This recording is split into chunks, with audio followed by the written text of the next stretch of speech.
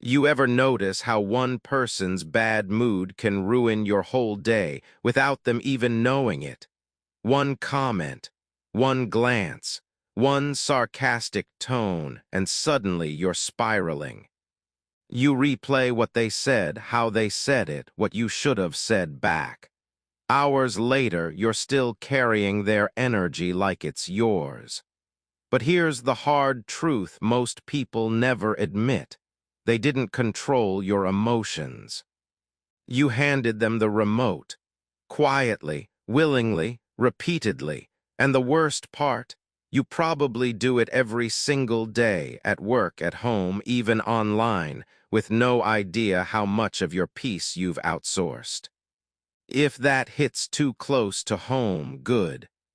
Because today we're going to rip that remote right out of their hands and show you how to stop giving people power they never earned. You don't need another motivational quote. You need a mirror and a method. And you think people make you feel small. But the truth is, no one has that kind of power unless you give it to them. Let that sink in. The reason certain people get under your skin so easily isn't because they're mean, toxic, or dramatic.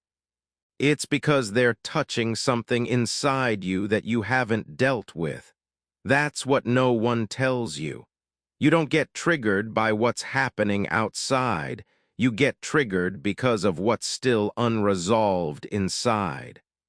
Carl Jung called this the shadow self. It's not some mystical idea. It's real.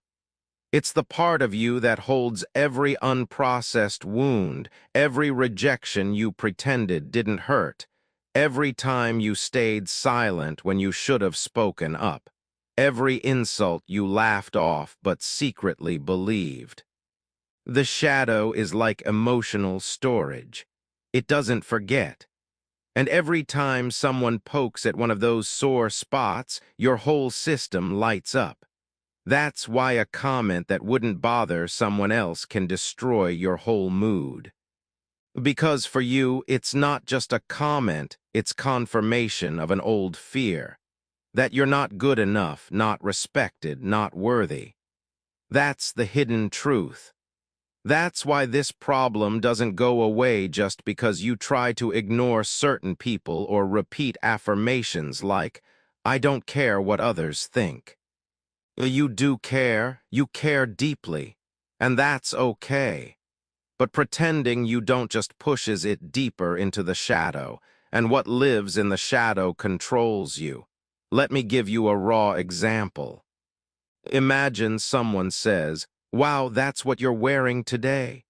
You might laugh, brush it off, even joke back, but later it starts to itch. You feel defensive. You wonder if others thought the same. You check the mirror more. You start second-guessing yourself. Why? Because maybe deep down, part of you already feared you didn't look right. The comment didn't create that fear, it revealed it. That's the scary part. Most of us are walking around with open wounds we've never treated, and then we act shocked when someone accidentally touches one. But here's where it gets real. It's not about them. It never was. Your anger, your overthinking, your people-pleasing, all of it is an unconscious attempt to protect your shadow, to avoid exposure, to avoid shame, to avoid vulnerability. The people who trigger you most are not villains in your story. They're mirrors, and that's hard to hear, I know, because it's easier to blame them than to turn inward. But blaming doesn't heal you. It traps you. It gives away your power, and worst of all, it convinces you that you have to wait for someone else to change before you can feel okay again. This is why emotional reactivity is so sneaky. On the surface, it feels like other people are causing it. But dig deeper, and you'll see it's your own unexamined beliefs doing the damage. Things like, "I'm only valuable if people approve of me," or I must be perfect to be respected, or if they don't like me, I must have done something wrong. These scripts run silently in the background of your life. And the moment someone pushes against them, boom, emotional chaos. So when you feel yourself getting triggered, stop asking, why are they doing this to me? Start asking, what inside me is reacting so strongly? That's the pivot point. That's where the work begins. The work of making your unconscious conscious. The work of reclaiming your peace by facing your pain. And it's not easy. That's why most people don't do it. It's easier to scroll, to vent, to call your friends and say, "Can you believe what they said to me?" But that only soothes the surface. It doesn't solve the pattern. And if you don't solve the pattern, you stay stuck in the loop, triggered, reactive, exhausted, repeat. The shadow isn't evil. It's not your enemy. It's the part of you that got hurt when you were too young, too unprepared, or too overwhelmed to know what to do. It carries the parts of you that were rejected, mocked, or misunderstood. And now all it wants is to be seen, not judged, not fixed, just seen. Because once you see your shadow clearly, it stops controlling your life in the dark. So ask yourself this. What kind of situations bring out the worst in you? Who are the people that make you feel small, angry, defensive, or anxious? Don't push those feelings away. Study them. Follow the thread. What belief is hiding underneath? What wound is still bleeding? Most people are afraid to look inside because they think they'll find something broken. But you won't. You'll find a map to your freedom. Because once you stop fearing your emotional triggers and start understanding them, everything changes. You'll realize you don't have to fight every battle. You don't have to react to every opinion. You don't have to carry emotions that don't belong to you anymore. That's the hidden truth no one teaches us growing up. That no one else controls your emotions. They only awaken. Let's talk about the cost. Because make no mistake, there is one.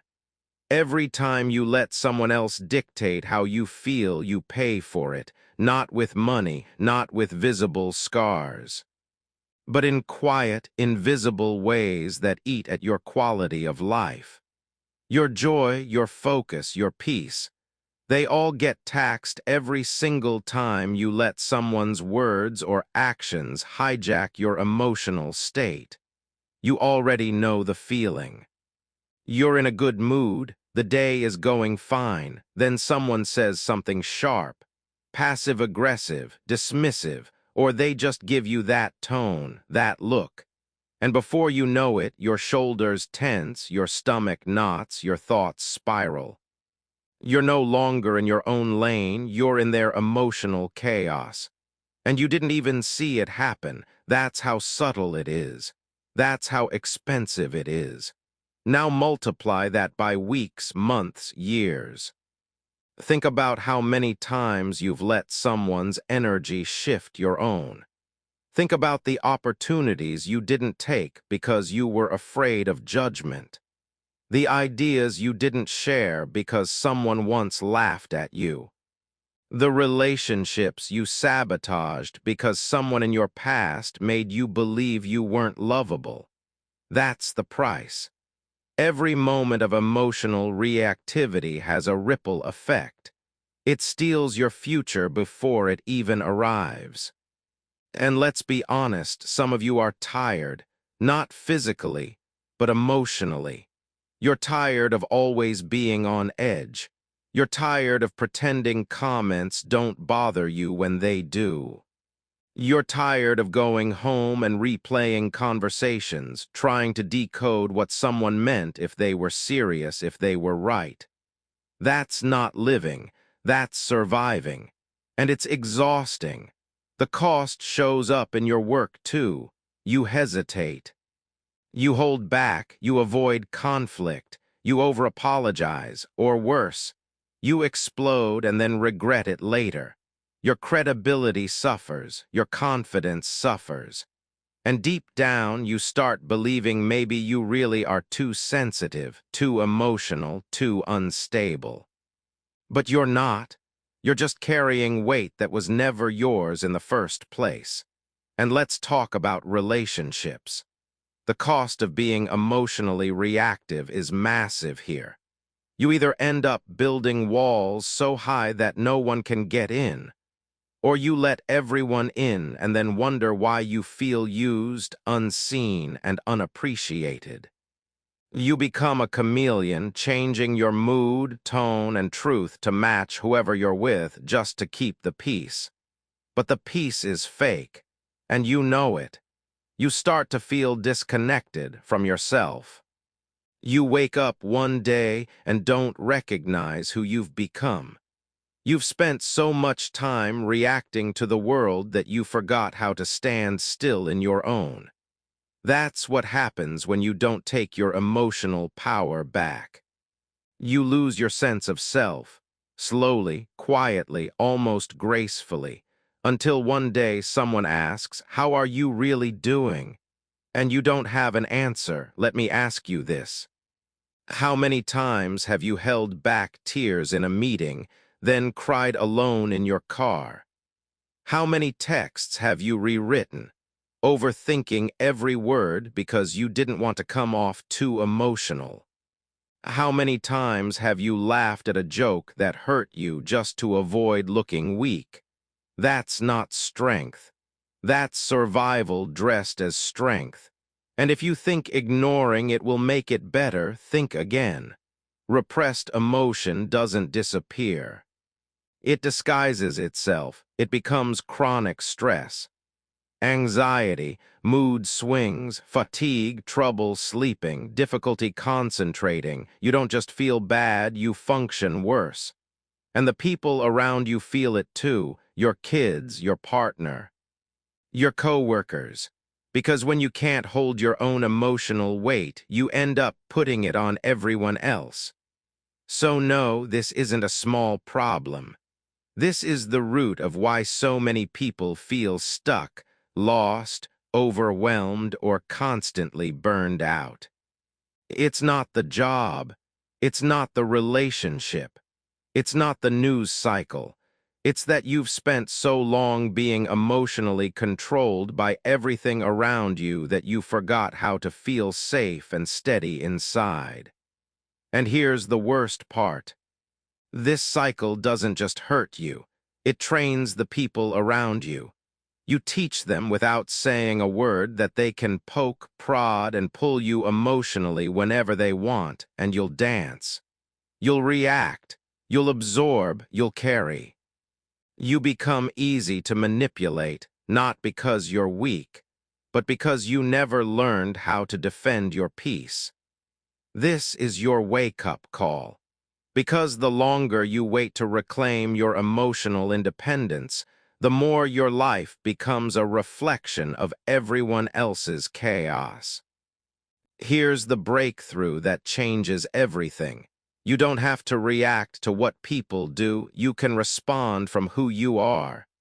Let me say that again. You don't have to react to what people do. You can respond from who you are. That sentence alone holds the key to emotional freedom. Because in every conversation, every conflict, every criticism, you are not just a passive participant. You are the author of your response. That's where your power is. Not in changing them, but in choosing you. Carl Jung taught that between stimulus and response there is a space. In that space is your freedom, your dignity, your identity. The problem is most of us never pause long enough to find that space.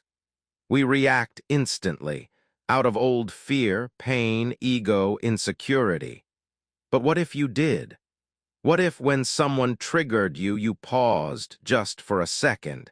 And instead of lashing out, shutting down, or shrinking in shame, you chose something different. That's not wishful thinking. That's how emotionally grounded people live. They don't chase peace. They create it from the inside out. Because they've done the work to understand what's really theirs and what's not. So what does this actually mean? It means you're not responsible for other people's words, tone, silence, moods, or projections. You are only responsible for what you do with what they give you. Someone throws you a verbal grenade. You can let it explode your mood, or you can diffuse it with perspective. Someone disrespects you in public. You can raise your voice, or you can raise your standard. You get to decide whether you become their puppet or stay your own anchor. Here's the part no one tells you. You don't have to earn the right to respond calmly. You don't have to be a Zen monk or a therapist or have years of healing behind you. You just need one thing: awareness. The ability to catch yourself in the split second before reaction takes over. That awareness is your new superpower. And the moment you realize this, everything shifts. You stop needing people to validate you because your worth is no longer on the table. You stop fearing criticism because you know the difference between a wound and a mirror. You stop chasing approval because you've already approved of yourself. But here's where the insight goes deeper. Emotional mastery isn't about suppression. It's not about pretending things don't hurt. It's not about becoming cold, distant, or unaffected. That's not power. That's disconnection. Real emotional power is when you can feel everything fully and still stay rooted in your truth. It's when you can hear the insult, feel the sting, and still choose to respond with strength, not spite. It's when you can say, "That hurt, but it doesn't define me." That kind of clarity doesn't come from avoiding emotions. It comes from understanding them. And the first layer of understanding is this: triggers are teachers. They are not proof of your weakness. They are messengers, invitations. Each time you get triggered, your shadow is waving a flag saying, "Hey, something inside still needs your attention." That's the breakthrough. Your pain isn't here to punish you. It's here to point you inward, to show you where you're still unhealed, to help you integrate the parts of you that were left out, ignored, or silenced along the way. You want to stop letting people control your emotions. Then stop trying to control them. Let them be who they are. Loud, rude, dismissive, opinionated, whatever. And you, be the observer, the anchor. The one who no longer reacts just because the room is on fire. You see, the moment you realize you don't owe anyone a reaction, you step into a new level of peace. You stop negotiating your truth. You stop outsourcing your power. You start living as the calm in the storm, not the storm itself. You reclaim your mornings. You stop carrying other people's energy home with you. You sleep better, breathe deeper, think clearer. Why? Because your nervous system is no longer playing defense 24/7. You're not living in survival mode. You're living in alignment. Think about that. How much of your life has been shaped by fear of what someone might say, think, or do? How many moments have you watered yourself down just to keep the peace, only to end up in pieces? The shift happens when you stop trying to fix the external and start mastering the internal. That's what emotional freedom is. Not a life without conflict, but a life where conflict no longer controls you. So next time someone says something that usually gets under your skin, don't brace for impact. Breathe. Observe. Ask, is this about them or about me? If it's about them, let it go. If it touches something in you, pay attention, then respond with intention. That is how you stop being emotionally hijacked. That is how you reclaim your power. That is how you stop being the victim of other people's noise and start becoming the author of your own peace. And you know what? Once you do this a few times, it becomes addictive. You feel your shoulders relax. Your voice stays steady. Your heart beats slow. You walk away not drained, but proud. Not confused, but clear. And that clarity, that's not just emotional growth. That's emotional evolution. You're not here to be triggered forever. You're here to try. Let's break down why this actually works. Why stepping into that small space between what happens and how you react is the most powerful thing you can do for your emotional health.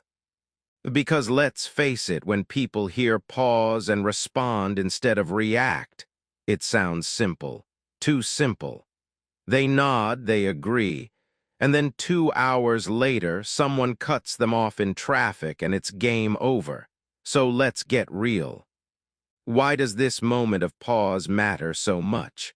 Why does it change everything? It starts with your brain. Your emotions don't come from nowhere.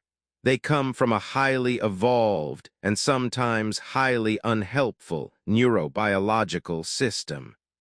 When something triggers you, your brain's first responder is not logic. It's survival. Your amygdala, the part of your brain responsible for fight or flight responses, doesn't care if you're in a boardroom or a jungle. It detects threat. And when it does, it floods your body with stress hormones. Adrenaline, cortisol, your heart rate spikes. Your muscles tense. Your breathing gets shallow. And boom, you're in a reactive state before your logical mind even logs on. That's why you blurt things out. That's why your voice shakes. That's why you can't think clearly in heated moments.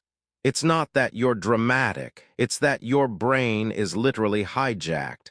But here's the good news. Right behind the amygdala sits your prefrontal cortex, the part of your brain that governs reasoning, empathy, impulse control, and conscious choice. And that tiny pause we keep talking about. That's how you switch off the alarm bells and invite the prefrontal cortex back into the conversation. Think of it like this. Reacting is like slamming on the gas pedal without checking the road. Responding is like flipping on the headlights before you move. That 3-second pause allows you to shift gears from animal instinct to conscious intention. And that's not fluffy psychology. That's neuroscience. Now combine that with something deeper, something Jung understood long before we could measure brain scans. He knew that our strongest emotional reactions were never about the moment. They were about meaning. When someone disrespects you, it's not just disrespect. It confirms an old belief that you're not enough. When someone ignores you, it's not just silence. It's rejection echoing from your childhood. And that's what makes it so painful. But here's the twist. Once you realize the emotion isn't coming from them, but through you, something magical happens. You stop trying to change them and you start healing you. And the second you do that, their power over you dissolves. Let's go even deeper. When you pause and observe your emotional state, you're actually engaging in something called metacognition, thinking about your thinking. This is the cornerstone of emotional intelligence. It's what separates people who react destructively from those who navigate life with grace. And when you practice this regularly, your nervous system rewires itself. You start to build something called emotional resilience. Your baseline stress levels drop. You recover faster from emotional upsets. You stop absorbing every mood in the room. You stop living on the edge of burnout. Even your relationships transform. People start noticing that you're not so easily shaken. They feel safer around you. They respect your boundaries more. You become the calm in the storm, the one people go to, not the one they avoid.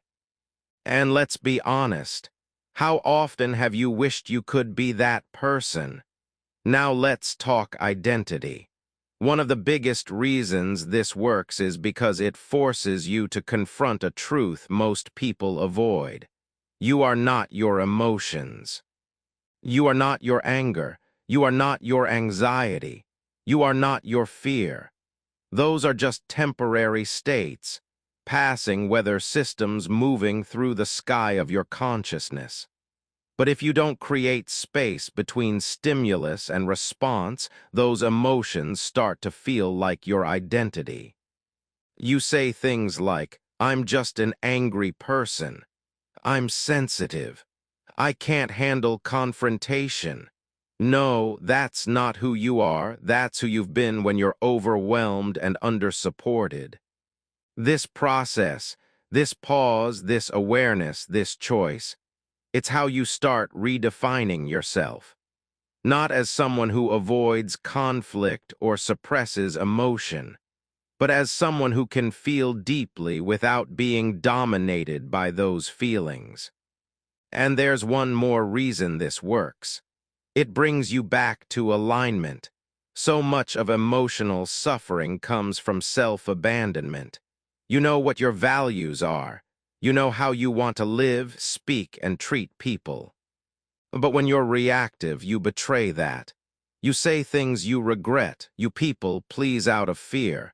You lash out when all you wanted was to be heard, and afterward you feel off, disconnected, drained. But when you respond with intention, you stay in alignment. You don't have to apologize for exploding. You don't have to clean up emotional messes. You walk away proud of how you handled yourself, not ashamed. That's what this whole thing is about. Not control, not perfection, not becoming untouchable, but becoming congruent, consistent, whole.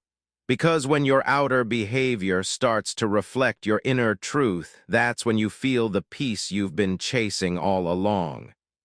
So the next time someone tries to drag you into their storm, remember this. They don't hold the power to make you feel anything.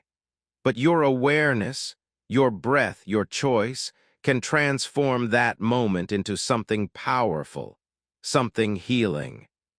Something that makes you stronger, not smaller. That's not just theory.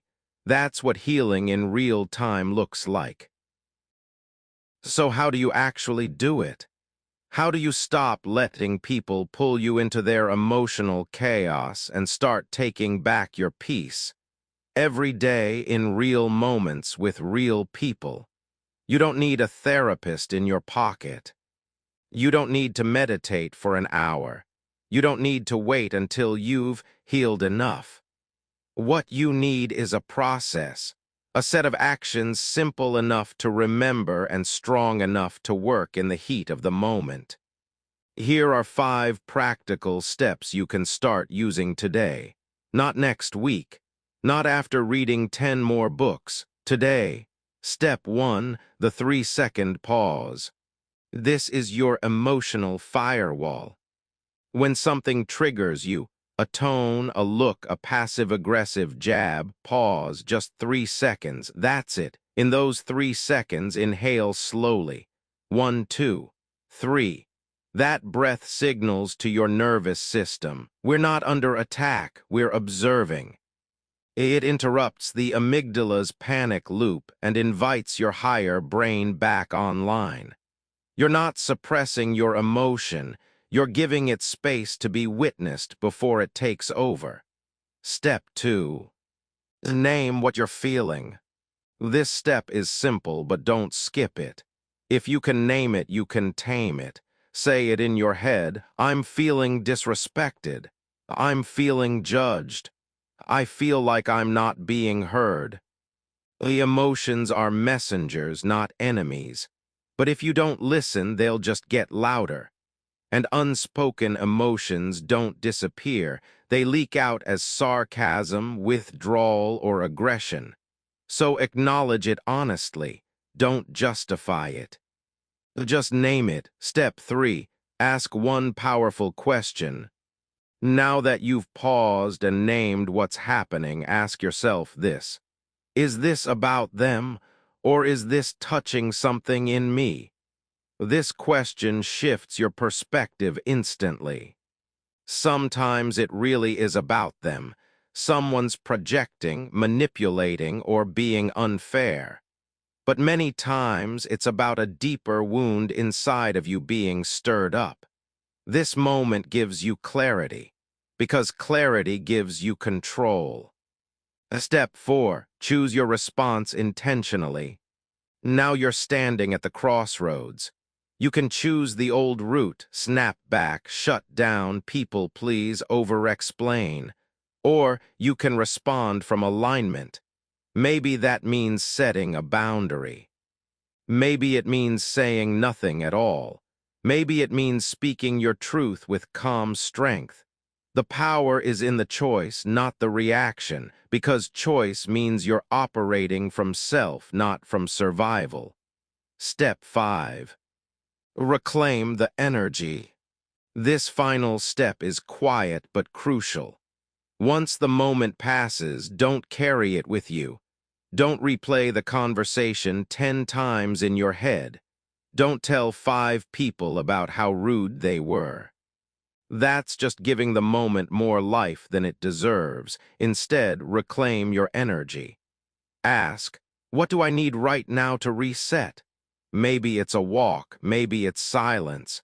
Maybe it's journaling one sentence: I chose myself today.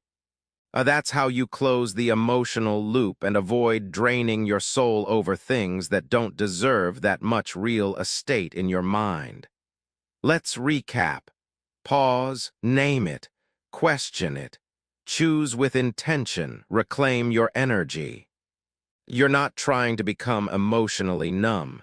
You're learning to become emotionally wise. There's a difference. Numb people feel nothing. Wise people feel everything, but aren't ruled by anything. And the beauty of this process is that the more you practice it, the faster it becomes your default setting. What used to set you off will start to feel like background noise. Not because it changed, but because you did.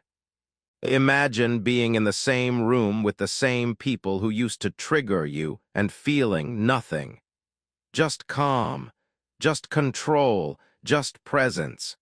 That's what happens when you make space for awareness to step in before reaction takes over. It's not about winning. It's not about proving anything. It's about protecting your energy and honoring your truth. And here's a bonus. The more you live this way, the more other people feel it. Your presence becomes grounding. You stop attracting drama. People know they can't manipulate you with guilt, fear, or approval. You walk into a room differently. You speak less but carry more weight. Because you've mastered something most people never even try: emotional sovereignty. So try these steps today. Don't wait for the perfect moment. Use them when the barista gets your order wrong. Use them when your friend makes that comment again. Use them when your parent crosses a line. Every moment is a chance to practice. And the more you practice, the freer you become. You've spent enough of your life reacting. Let me tell you a story, not a theory, not a metaphor. A real story about a woman named Vanessa. 34 years old, works in marketing, smart, driven, kind. But for years, Vanessa was trapped in a cycle of emotional reactivity she didn't even know she was stuck in. Every Monday morning, her team had a check-in call. And every Monday, there was one person who always found a way to cut her off. Mark, you know the type, talks over people, shrugs off ideas, adds jokes that aren't really jokes. To everyone else, he seemed harmless, just another confident guy in a meeting. But to Vanessa, he was a trigger factory. Every time Mark spoke over her, she'd freeze. Her voice would drop. Her confidence would vanish. She'd nod along, keep quiet, and spend the rest of the day spiraling.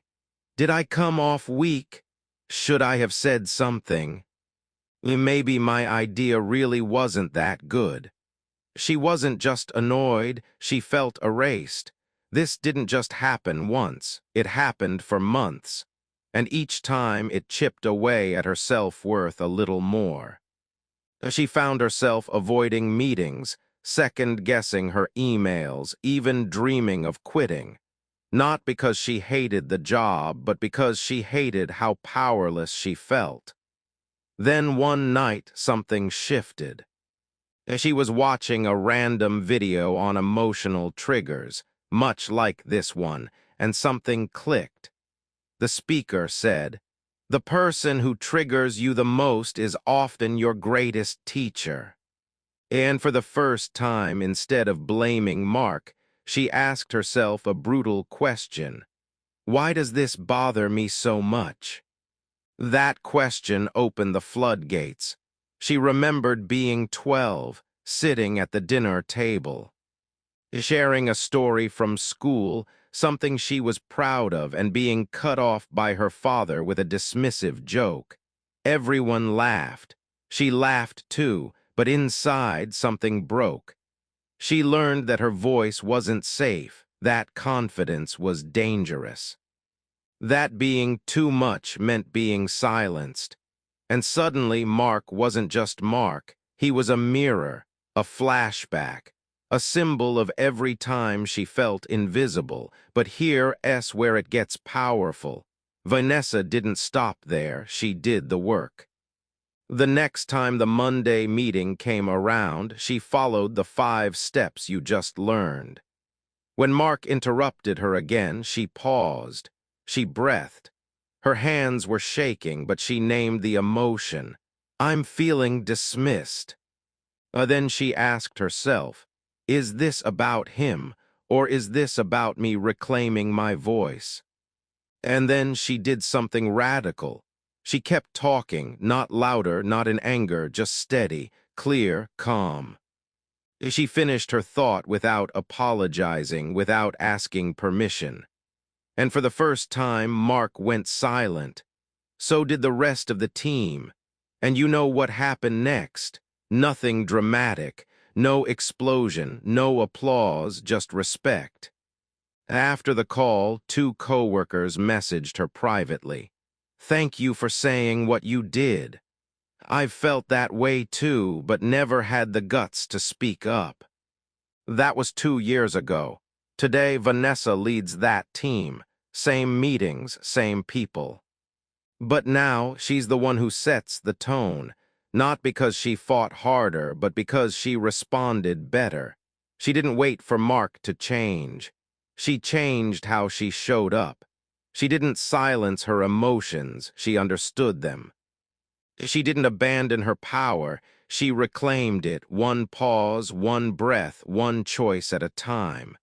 The lesson here isn't that Mark was the villain, or that Vanessa had to become aggressive to be heard. The real lesson is this. The moment you stop blaming other people for how you feel and start owning your response is the moment your life begins to shift. Vanessa's story isn't unique. You have a Mark in your life. Maybe it's a boss, a sibling, a partner, a parent, someone whose words reach straight into your gut and twist something ancient. But what you do next, that's yours. You can react, collapse, overthink, run, or you can pause, feel, reflect. and respond. Because you are not 12 years old anymore, and your voice doesn't need permission to exist. You don't need to yell to be heard. You don't need to shrink to keep the peace. You just need to stop abandoning yourself in moments that call for your presence.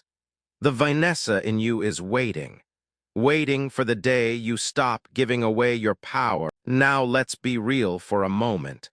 Just because you understand how to reclaim your emotional power doesn't mean it's going to be smooth sailing from here. Insight isn't immunity. Knowing what to do is one thing. Doing it when your heart is pounding, when your ego is screaming, when the old pattern is calling your name, that's something else entirely. And if you're not careful, you'll fall into the same traps that keep most people stuck. So let's talk about them.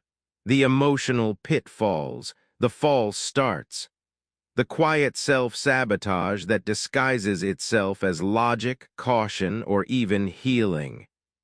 Because if you can see these traps coming, you can step over them instead of falling face first into them. Trap 1. Mistaking silence for strength. A lot of people here don't react and think it means don't feel. So they shut down, they get quiet, they smile through gritted teeth. They say, "I'm fine," when they're anything but. That's not calm, that's collapse. That's a nervous system trying to survive by freezing. Emotional mastery is not the same as emotional suppression. Choosing not to engage is powerful, but only if it comes from peace, not from fear. So don't confuse silence with self-control. If you're holding it in just to avoid conflict, you're not healing. You're hoarding emotion that will leak out later in some ugly way. Speak when you need to. Just do it from clarity, not chaos. Trap 2. Trying to win every battle. Once people realize they've been emotionally manipulated or silenced for years, they often swing too far the other way. Suddenly, every comment becomes a fight. Every slight must be called out.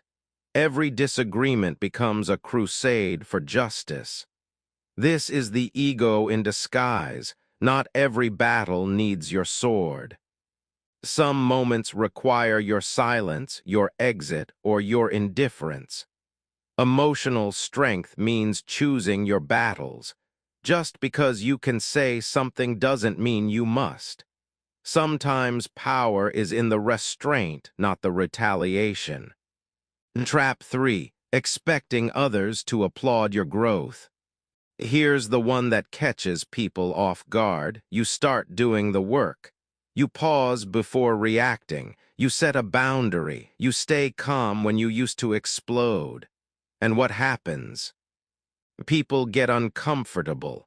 They don't know what to do with the new you, the version of you that doesn't over-apologize, that doesn't chase approval, that doesn't laugh at things that aren't funny anymore. And guess what? Some of them will push back. Not because you're doing it wrong, but because your growth exposes their stagnation. Don't mistake their resistance as a sign to shrink. It's a test.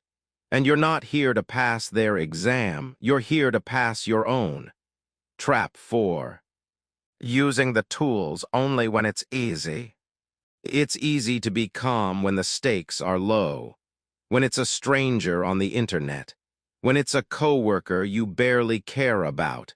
But what about when it's your partner, your parent, your childhood friend? The real work shows up in the moments that feel personal. The ones that trigger old wounds. That's where these tools matter most. And that's also where most people abandon them. They say, "This is different." No, it's not different, it's deeper. And deeper is exactly where the work was always meant to go. Trap 5. Waiting to feel ready. This one's subtle, it sounds wise, it sounds safe, but it's a lie. I'll speak up next time. I'll set that boundary after I've done more inner work. I'll try the pause technique when I feel calmer. But if you wait to feel ready, you'll be waiting forever. Growth is messy. You will tremble, your voice will shake, you will doubt yourself. And that's okay. Do it anyway. That's how confidence is built, not in the planning, but in the doing. Read that again. You don't become confident before you act. You become confident because you acted while scared, unsure, and imperfect. Trap 6. Expecting immediate transformation. Let's be honest, some of us are addicted to quick results. You try the pause once and someone still disrespects you. You set a boundary and they still cross it. You stay calm and they don't change. And you think, what's the point? But emotional mastery isn't about changing them. It's about changing you. And transformation takes repetition. It takes choosing peace again and again and again until one day it's no longer a choice, it's who you are. Don't expect fireworks, expect subtle shifts. The tension in your shoulders loosens. The conversations you used to dread don't scare you anymore. You go to sleep without replaying arguments in your head. That's how it works, quietly, steadily, powerfully. So if you've made any of these mistakes, good. That means you're doing the work.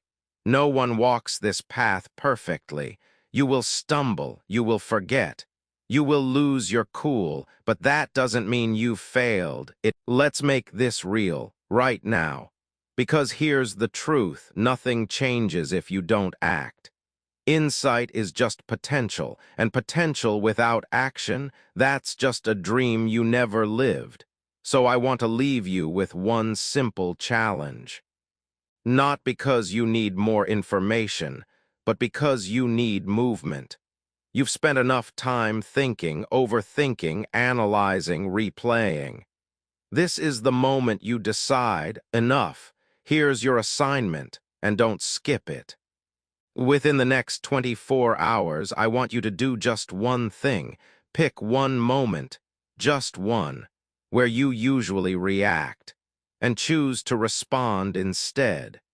It could be when your partner says that thing that always gets under your skin, when your coworker makes that snide joke, when your parent criticizes you in that familiar, subtle way, when traffic tries your patience, or when your own inner voice starts spiraling into doubt. Whatever it is, pause, breathe, name the feeling. Ask, is this about them, or is this about me?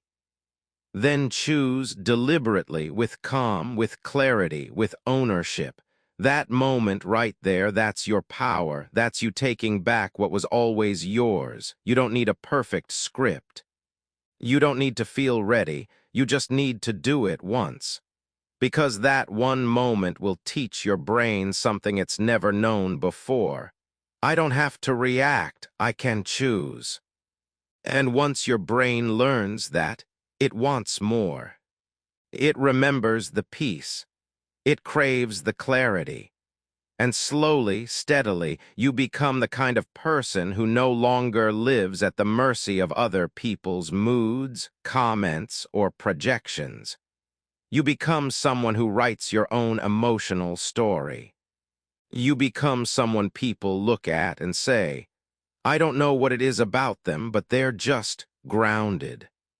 That can be you, not someday, not when life gets easier, not when they finally respect you, now, today. You've spent enough time handing your emotions to people who didn't earn them. Enough time abandoning yourself to avoid discomfort. Picture this. You're standing in the same room with the same people who used to trigger you. The same voices, the same tension, the same subtle digs or dismissive tones, but something's changed. Not them. You. This time your breath is steady. Your chest isn't tight. Your worth isn't up for debate. You hear what they say, but it no longer shakes you. It no longer defines you. It no longer hooks into something raw inside of you. Because you've already touched that place, healed that place, and decided that you no longer live from there. You don't flinch, you don't shrink, you don't need to win, you just stand, fully in your skin, fully in your truth, fully in your peace. Can you imagine that version of yourself? The version that doesn't carry every word like a wound. The version that doesn't sacrifice inner peace for outer approval. The version that doesn't react out of fear but responds out of freedom. That version is not a fantasy. It's a choice. And every single day you get to choose. Will you keep giving people the remote control to your emotions, or will you take it back? No one can answer that for you. Not me. Not your therapist. Not your mentor. Just you. So as we wrap this journey together, I want to leave you with one final question. When the next moment comes, the next trigger, the next comment, the next opportunity to hand over your power, what will you do? Will you fall back into reaction or rise into response? The choice is always yours, and the person who learns to pause, to breathe, to ask, and to choose, that person becomes untouchable. Not because nothing affects them, but because nothing controls them. So go, live that version of you, the grounded one, the calm one, the powerful one. And if ever you forget who that is, come back here. We'll remember together. Until then, stay aware, stay steady, and above all, stay free.